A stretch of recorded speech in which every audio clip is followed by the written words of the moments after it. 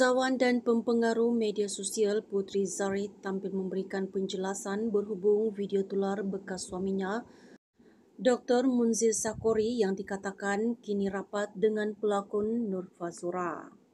Menurut Puteri, 41, dia tidak tahu-menahu tentang hubungan tersebut, namun percaya ia sekadar hubungan persahabatan biasa.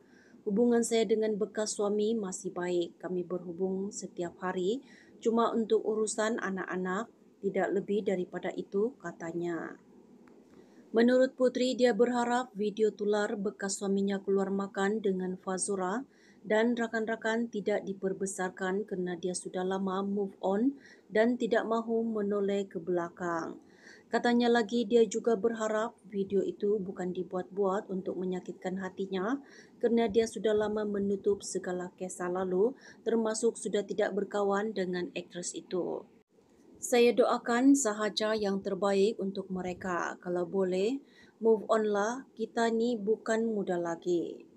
Hubungan saya dengan Fazura memang sudah tidak wujud lagi. Saya dah buang dan lepaskan semua jauh-jauh.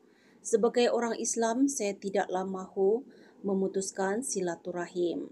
Tetapi saya tidak mahu bergaduh dan mungkin juga tidak akan berkawan seperti dahulu, katanya.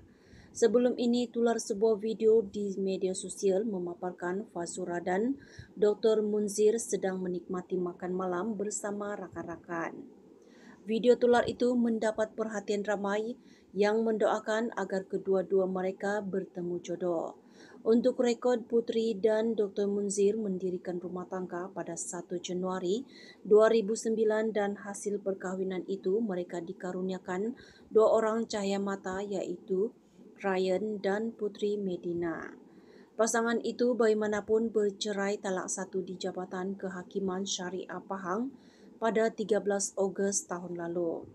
Jodoh yang baik, yang faham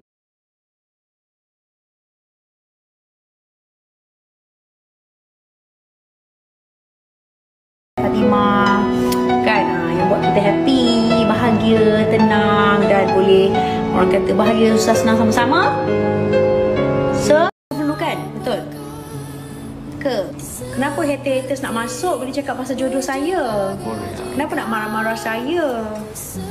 Jodoh saya lah, doakanlah yang terbaik. Kenapa marah-marah saya? Kan?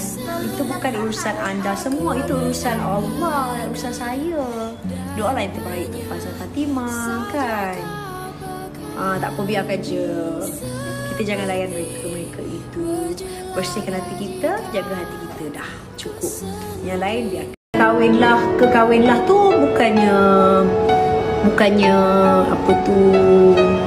bukannya urusan sesiapa, kan? Itu adalah ketentuan Allah. So apa yang terbaik untuk Faz, hanya Allah yang boleh menentukan, bukan orang lain. Okay? Jodoh Indonesia, yang mana tahu ya, mungkin ya, mudah-mudahan, amin, kalau itu yang terbaik, yang diredai Allah. Yang kita nak hanyalah redha Allah.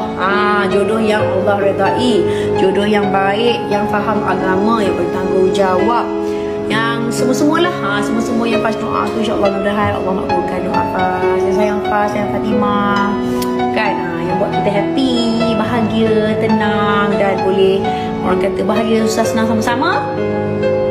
So, lamanya dunia akhirat.